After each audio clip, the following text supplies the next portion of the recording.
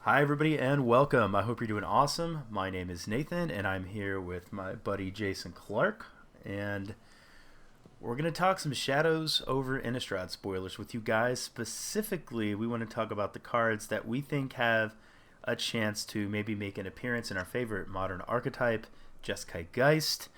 Some of them might just be good cards, also in some Jeskai shells. So, that being said, let's just jump right in. Jason, on the screen I have Thing in Ice. Okay. What are your thoughts on this card? So I think that this card is phenomenal and modern. Uh Now as far as it goes in Jeskai Ice, and Jeskai Geist, I said Ice, jeez. Maybe that's what it'll be called. Maybe that'll be the new Jeskai deck. Ice, that'd be Yeah, a yeah. great deck name. Jeskai Now, Ice. now I don't think it's necessarily stellar in the Geist deck. hmm Um like yeah, we play lots of instants and sorceries, so getting the counters on off of thing Ice isn't terribly difficult for us. The issue is that we're kind of like, we still have guys that we want to keep on the battlefield when we're attacking. Like we want to have our Geist of St. Traff stick around. Right. So when you transform a thing of ice and it flips and bounces all the non-horrors, your Geist is going to go back to your hand that turn. And you want to really be able to attack with both Geist and Awoken Horror if Yeah. possible. I mean, if you say, let's say you're playing Thing and Ice on 2, you play Geist on 3, and, I don't know that you're going to then on turn 4 be able to flip Thing and Ice, but let's say that, by some by some method you are, that it actually doesn't really matter. Like at any point in time, if you're flipping Thing and Ice and putting Geist of St. Traff back into your hand, that kind of means that that investment you made on that turn 3 didn't really do anything for you. It didn't advance your game plan by any stretch. Yeah. And not only that, but like when you play a thing of ice on turn two, you don't really want to play Geist on turn three. You'd rather just play like a counter spell or a Right. removal spell on turn three to get a counter off thing of ice as quickly as possible. And then the other thing is like if you play thing of ice on turn two, Thing like in the ice. yeah, thing in the ice. It's gonna take me so long to get this name down. I'm just gonna call it the Kraken. Call it Kraken on the rocks. Yeah. Um, so like if you play this on turn two, normally when you're playing a Geist deck, you don't typically have a turn two like the play that you just play at sorcery speed. Yeah. Uh, you usually just leave up like a counter spell or a removal spell, hmm or at worst ambush viper. Um, and so if you play thing in the ice on turn two, it's just I don't know. Like I feel like I'd rather keep up the mana for some sort of interactive spell because like if you give your opponent the chance to have a free turn two to play whatever they want, usually that's just an extra blocker that's in the way of Geist or something like that, and you really just don't want that. Right. I mean, the ideal line when you're playing a Geist deck is pretty much always like turn one, you know, kill your like at your end step, kill the thing you played. Like maybe like the scenario where you're on the play and you go, like land, fetch land or something. They go birds, and then you go untap or not untap, but fetch a mountain, bolt the bird, and then play untap, play a land, pass back to them, have them play basically anything, and you play like a remand or a mana league, and then untap and slam your Geist. Because what you're really trying to do is in that sequence of plays is you want to play Geist onto an empty board because you don't want them to resolve a bunch of creatures and then you play Geist because it's going to be difficult to remove them all. But if you can slam a Geist and then have them say, okay, well now I'm going to play my Tarmogoyf, and then you can path the Tarmogoyf and in a perfect world hold up Remand or Mana Leak after that. That's what you really want to do, and that's not going to be possible if you're playing a Thing of Ice on two. Think of Ice. Now I'm doing it. Doing it. If Yep. you're playing a Thing in the Ice on two. Now, I 7-8 for mana is nothing, or a 7-8 for 2 mana is pretty ridiculous. And I do wonder, maybe a Geist deck runs something, maybe runs one of these like as a one of or something. That way, if it's one of those matches where you're kind of taking out your Geist and you're playing more of a controlling role, you have thing in the ice that can come down on turn 2, maybe do some blocking, and allow you to play your controlling game plan until you're ready to, not really ready, but until what point it flips, and then you can start beating down with it. Yeah, that's very true. It's also possible, like, just in the Jeskai control shell, um, that you can just play it there. Where you're playing, you don't have as many creatures. You have a lot more of the interactive sort of counter magic spells and stuff. Um, and then also, Awoken Horror is actually pretty good with a Kiki Jiki. Huh. Well, if you copy Awoken Horror, sorry, Hmm. hold on. I just my screensaver kicked in, and then it's bear with me just a second. Okay, so sorry about that, guys. Had a little my screensaver kicked on. So if you copy Awoken Horror with, oh, well, if you just copy Thing of Ice with Kiki Jiki, then when the copy comes in, does it come in? Yeah, I guess it does because no, it doesn't. What is going to happen, Jason? Tell me. So it won't transform. That's the thing, is it doesn't have the backside. Okay, The copy doesn't have the Awoken Horror backside, so it can't transform. I see. Um, it wouldn't be able to transform anyway unless you copied it and then casted a instant or sorcery. But like I said, it doesn't work anyway. So you really want to copy the Awoken Horror side. Can you do that? Will you just get another 7/8 with You get haste? another 7/8, correct? Yeah, that's You get nuts. another. Yeah, yeah, Yeah, I mean, I can see that potentially be nice and maybe one of the Jeskai Kiki control control. lists. Yeah, exactly. Now, the more mid-range list that I've been playing, I don't necessarily think it would work out that well because you're actually kind of trying to actually have a board. Yeah, right. With your blade splicers and kitchen finks and stuff, you're trying to get a board state. Like, you Right. want a good board presence with that deck. And this is just gonna counteract that. I can see Thing and Ice potentially working well. Well, actually, I don't know that you. I was going to say maybe in a Delver list, but I don't think you want to be playing a wall in Delver that becomes something later. I think what you might play in your Delver list, you want to be able to cash it in right away. I guess this really looks like the major home that it has is going to be mid range slash controlling blue white and potentially other colors as well, but mid range and controlling blue decks that aren't going to play many creatures of their own, making its flip triggered, um, returning Yeah, everything else, actually make it be a tempo swing that doesn't negatively affect itself.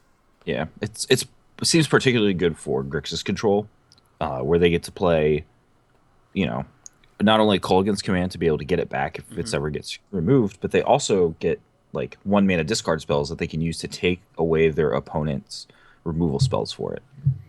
They also play a lot of this play will play Jace's friend's Prodigy, which if you can then transform Jace, he won't get sent back to your hand with the trigger ability.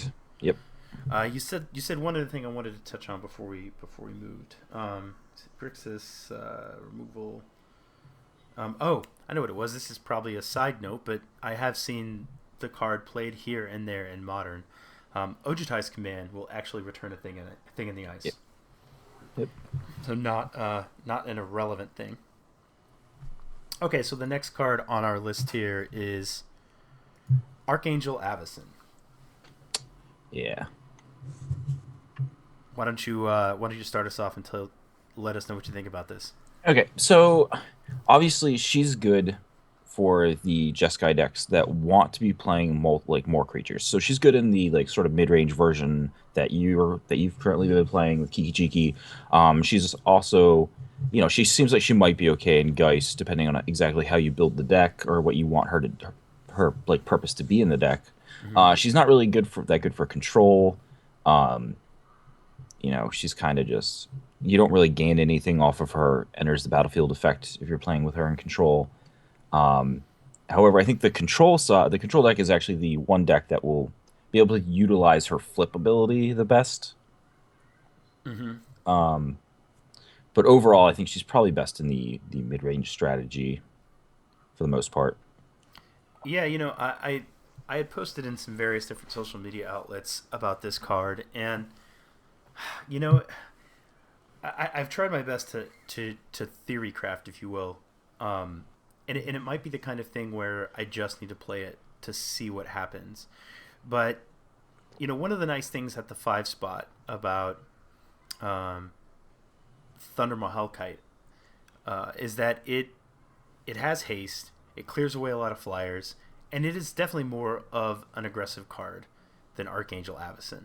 If you're when you play a Thundermaw Hellkite, assuming it lives and then attack, if you've already followed the chain of say Geist and then saved Geist with Restoration Angel, and then play Thundermaw, the nice thing is if Thundermaw lives, you're guaranteed to get in for 5 off Thundermaw, 3 off Restoration Angel, which makes 8, and then 4 off, at least off the Geist token, which makes 12. And that is a ton of damage in a deck that plays 4 Bolts, 4 Helix, and some number of Electrolyze, and then obviously 4 Snapcaster Mage.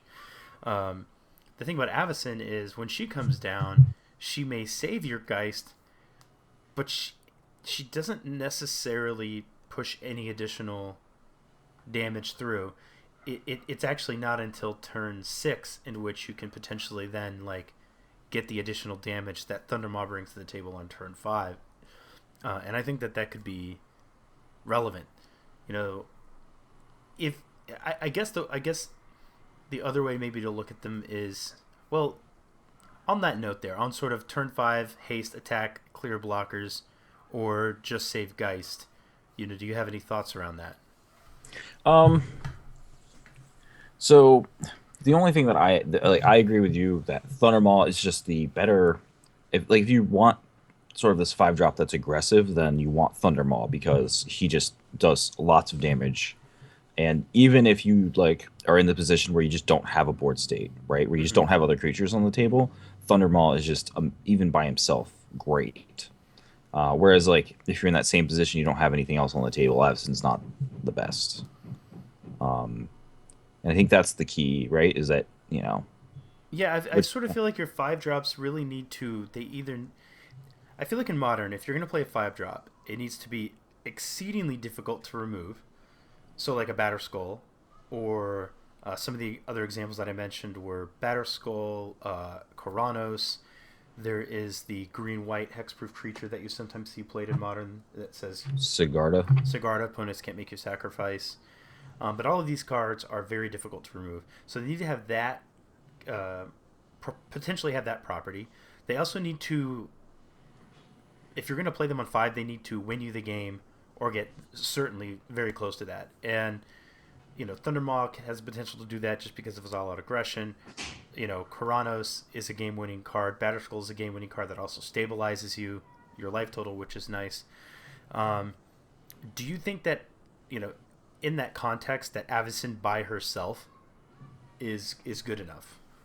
No, she doesn't. The issue that she has, her survivability is only for a turn.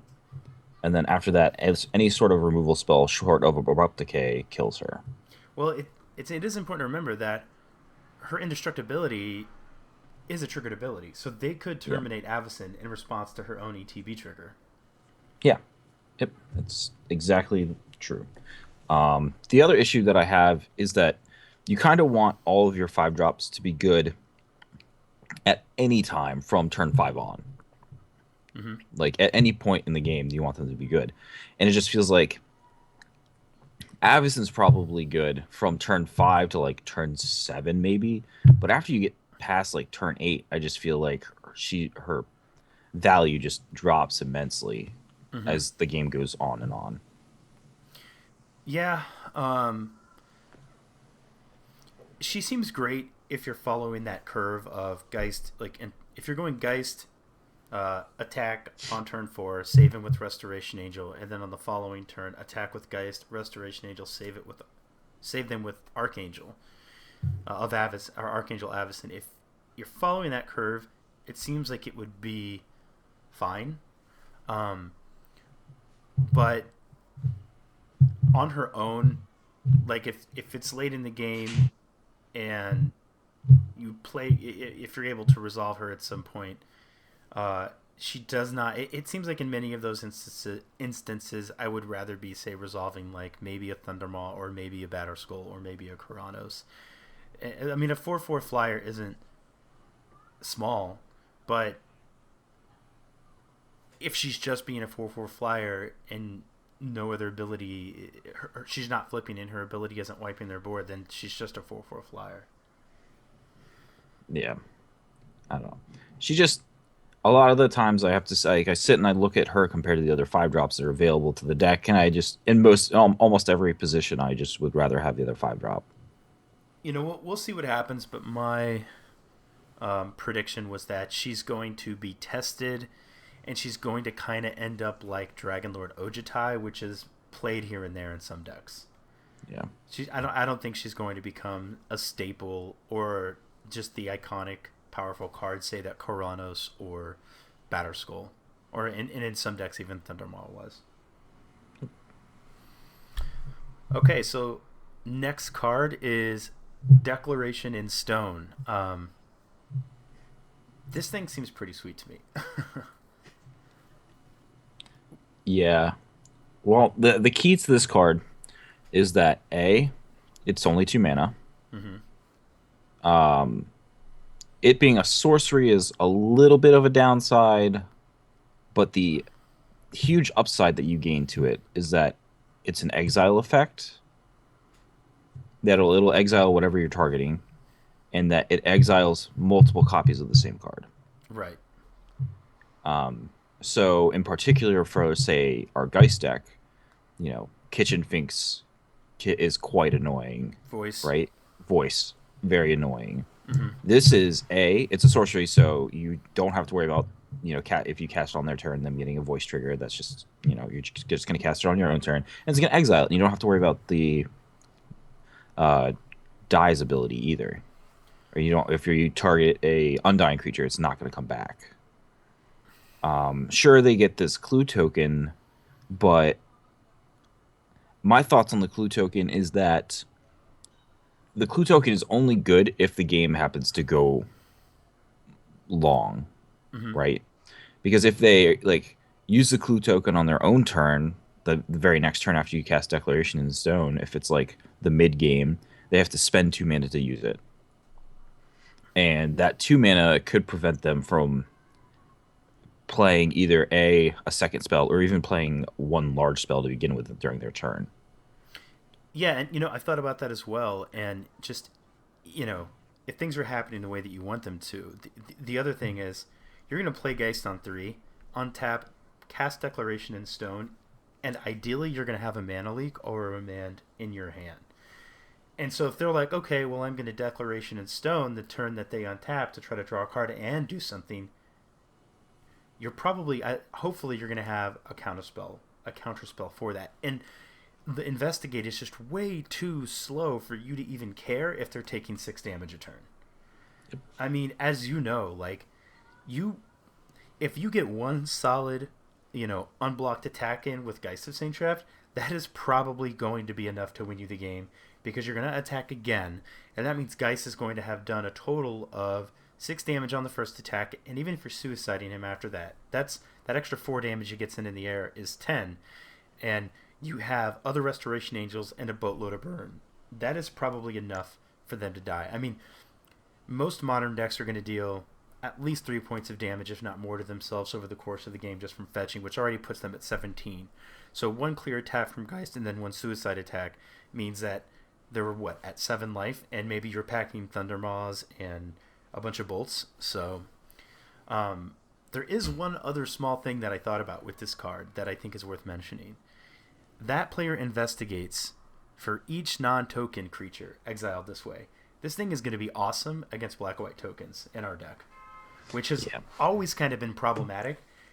But if they have 6 spirits and you can go 2 mana, get them out of here. That's going to be awesome. And there's no downside, because I mean, I guess they get the clue tokens, but the clue tokens don't do anything. Is that correct? No, they only they only get to put clue tokens into play for non-tokens that are exiled. So if you exile tokens, they just don't get the clues. Okay. So just to make sure that I know how this works, when you exile a creature, they get a clue token, and that clue token says pay 2, draw a card, right? Yep, it's an artifact token that has pay 2 mana, sacrifice this, draw a card. Yeah, no man, I think that this will probably see play as a one or two of in the Yeah, Geist deck. it's real good. It's very strong. And the only deck where you don't really want to play it against is Affinity. That's it. And even then, it's like it's serviceable against them. It could still, yeah. I mean, the extra artifacts are, they obviously make skull Plating, plating. cranial plating. Yeah, they make cranial plating better, but potentially getting rid of, you know, multiple creatures, because that is one deck that will sometimes like, you know, vomit out like two of the Like Signal vault Pest or scourges something. or Yeah, something like that. yeah, And still just getting a 2-for-1 is not bad. yeah. They're probably one of the few decks that they get some sort of advantage off of just having the artifacts in play, Right. and then for them spending 2 mana on their turn to draw a card is fine if they can then like either also activate an Inkmoth Nexus or just drop a guy onto the table because their spells are so cheap. Mm-hmm. So Yeah, and I really like it if I really like it against Abzan if that becomes a popular mid-range deck again, yeah, because it's going to be great against Lingering Souls, and it's going to be great against Siege Rhino. yep, It's going to be like your fifth copy. If you're only 1-1, it's going to be your fifth Path to Exile. Which, if you remember from when we were really battling against that deck, that is an effect that we wanted to have more of. yep. I Getting mean rid of that's the why we were creatures. playing Valor Stance for Right. Which, the I did have 6 some. months. Yeah. I actually, when we were running that in the sideboard we were running that for quite some time, or at least I was, and I did have some interesting scenarios where I was able to play a Restoration Angel and then give it indestructibility so it didn't die to the Terminate out of various decks. Yep. So that was cool. Do you have anything else to say about this guy? I the artwork is awesome, but Yeah, no, it is. I know some people are following the story.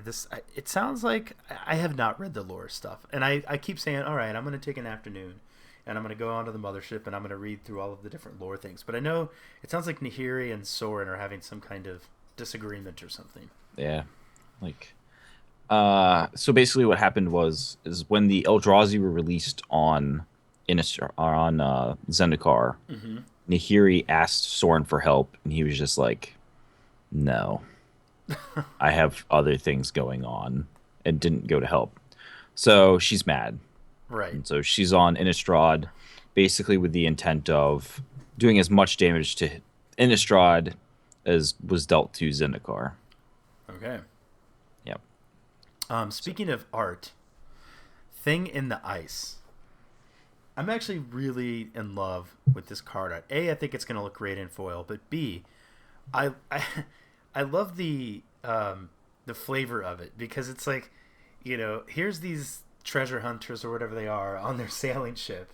You have to mhm. think that somebody on the ship was like, we shouldn't be doing this. Like, Yeah, this it's is it's probably like the cabin boy, like it's yeah. just like why are we? There's obviously something in the middle of that. Why are we dragging it behind us? Yeah, they're like, don't worry, shut up, boy, it's dead. It's been there for a long time. Yeah, it's fine. It's not gonna defreeze anytime soon. Right, and the flavor text is kind of meh. I really wish that they they put some kind of flavor text that said like, we should have listened to the cabin boy, or Yeah, we immediately regretted our decision. But I very much like how the flavor art works with the card. I think it's great. yep, Okay, so fourth card, and this was probably not going to see play, but I just wanted to talk. Oh, no. That's the next card. This card is Invasive Surgery. yep. And I think that Invasive Surgery actually looks potentially really sweet against some decks. Just 1 mana counters, like Dispel Cease play for 1 mana, it counters instants. Hmm. Just even if this was just 1 blue to counter a sorcery, I'm thinking of decks like Scape Shift.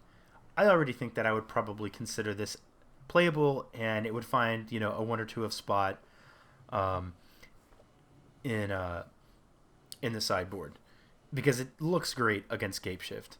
But the delirium, if that happens, is just like bonus to me because I already think the card's good enough without it. Yeah, that's the perfect way to look at it. Is that if you happen, you don't want to like force yourself to get delirium, but if you happen to have delirium, it's great. Like it's just upside. Now I do think that I don't know that I'll start playing Thought Scour for this in the Geist deck. I have wondered sometimes if I should play some number of Thought Scour just because maybe it's not good enough, but I've thought many times like, man, just Thought Scour and Snapcaster Mage already might be good enough together. Yeah, but then when you thought scour your Geist ain't trapped away that you wanted to draw. Yeah, that would be sad. But if you are playing Thought Scour, Invasive Surgery obviously just gets even better. Yeah. And the other thing I like about it versus the Scapeshift decks is one of the ways that they beat other blue decks is because they get so many more lands in play, therefore they can cast more counters on a single turn than you can, and they could win that counter war. But being able to let them cast Scapeshift and only pay 1 blue to potentially then hold up like a negate and a dispel in addition to Invasive Surgery, I'm talking like if you're on 4 mana and they're going for Scapeshift, that's huge. Yep. What other decks can you think of, if any, besides Scapeshift that we might want Invasive Surgery against? Storm. Past in Flames is a sorcery. Very true. Yep. So encountering Past in Flames is, real very high on the list of things you want to do against that deck. Yeah, that's a good point. What other things cast really big sorceries in the format? Can't think of any others off the top of my head. I will say that I'm also excited for it in Legacy. Really? As an aside, yeah. But, well, a lot of people, the card Envelope, which is exactly this card, but without Delirium, like it was 1 blue counter target sorcery spell, was already seeing play because of Sneak and Show. Like it's 1 blue counter show and tell. Counter show and tell. Yep. And then in that format, getting Delirium is actually not much more difficult in when you're playing like Wastelands and stuff like that. But you get land, you get instant good sorcery. How do you get the creature in Legacy?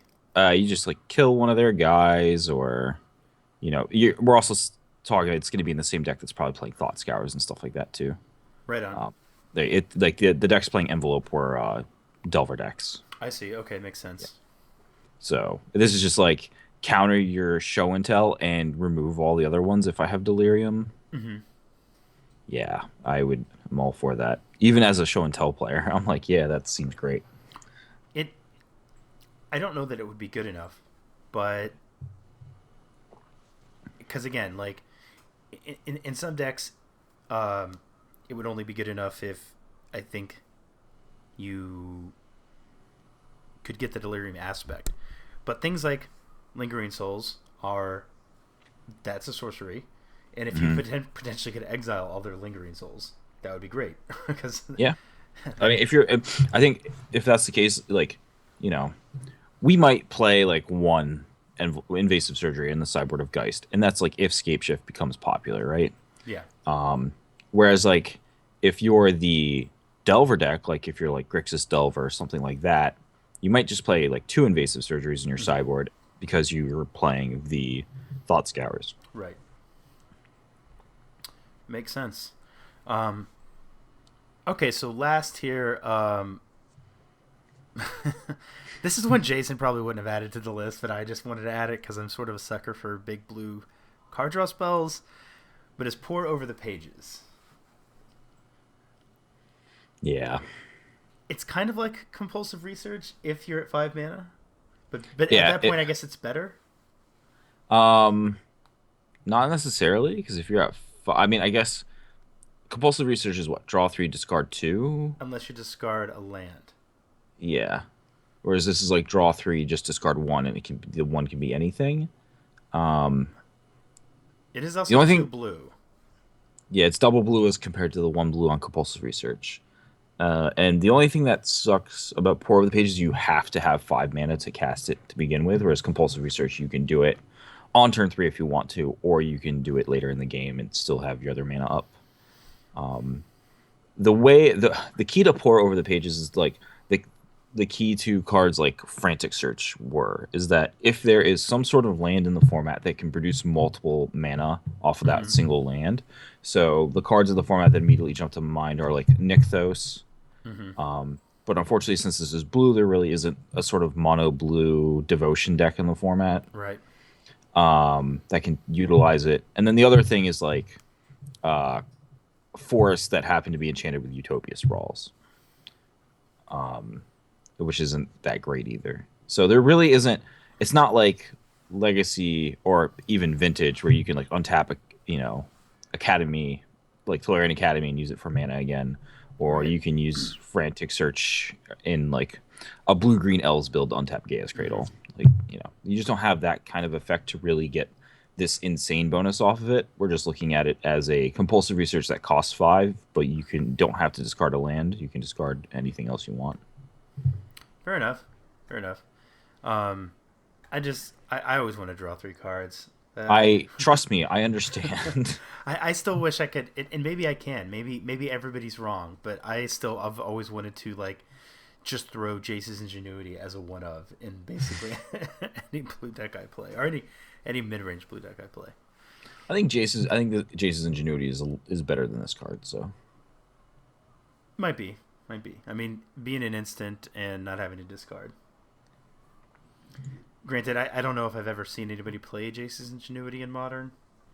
I have not seen it since like when Modern was like first created, kind of.